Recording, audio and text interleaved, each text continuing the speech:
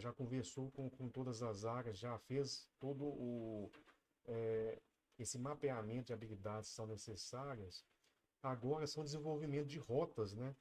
Então, desenvolvimento de rotas, desenvolvimento de trilhas baseadas para atingir aquelas habilidades, né? Então, a gente, baseado da nossa experiência aqui, que a gente vê, que a gente já viu em outras empresas, muitas empresas colocam conteúdo, né? Contratam, por exemplo, uma plataforma, muitas vezes, não tem planejamento, não tem nada, contrata uma plataforma, tem vários cursos e coloca disponível para todo mundo, fica naquela Netflix de conteúdo, a pessoa se perde naquilo, né? E não chega em resultado nenhum. Gera desengajamento, a pessoa não está acessando a plataforma, não está acessando por quê? Porque ela não sabe nem para onde começar. Então, depois que você fez o passo um e 2 que nós falamos aqui, bem feito, né? Atrelado a uma tecnologia, uma plataforma que consiga te fornecer isso, né? Você consegue criar rotas, criar trilhas baseadas justamente naqueles gaps que precisam ser desenvolvidos. Então, vou criar uma trilha só para desenvolvimento de líderes. Vou criar uma trilha somente de hard skill voltada para o almoxarifado.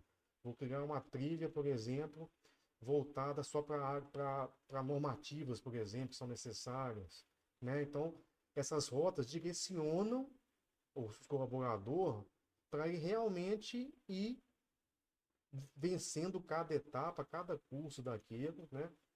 E realmente ele vendo o significado naquilo, né? Tudo com, né, um pré-requisito necessário. Então ele passa por aqui, ele já sabe qual caminho traçar.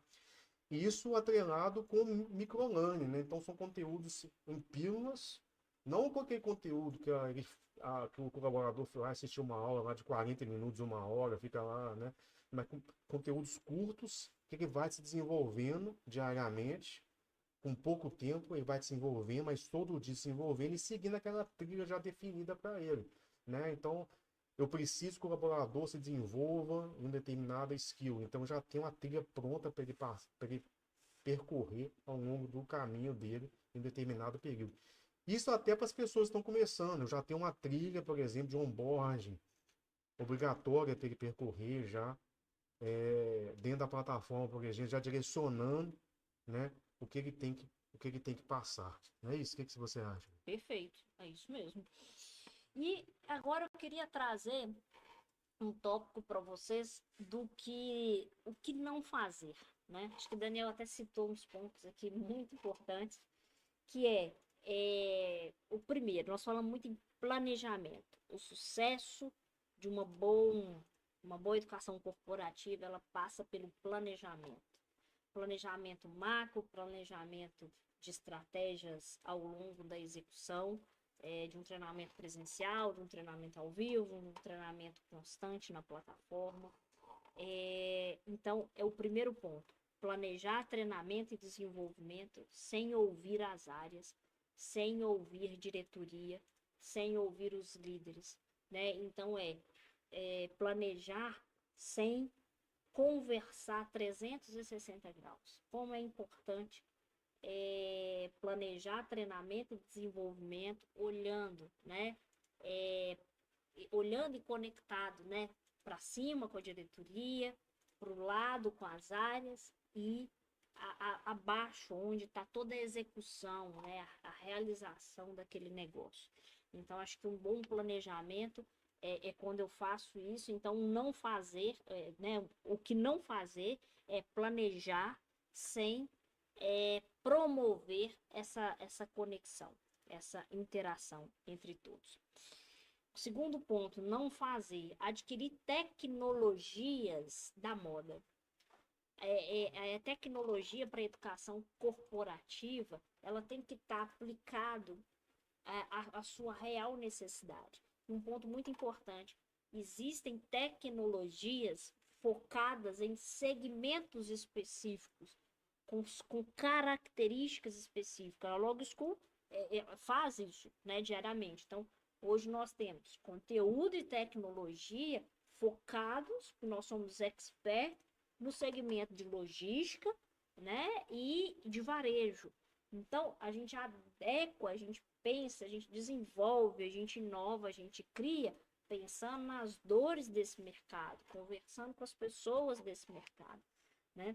E a gente ainda vê, né, empresas, às vezes, trazendo conteúdos e tecnologias genéricas, né, que não se adequam à realidade. Empresas de logística, né, um varejista, um supermercadista, ele tem em torno aí, né, mais de 70% do seu quadro, né, transportadores, mais de 70% do seu quadro é operacional, né?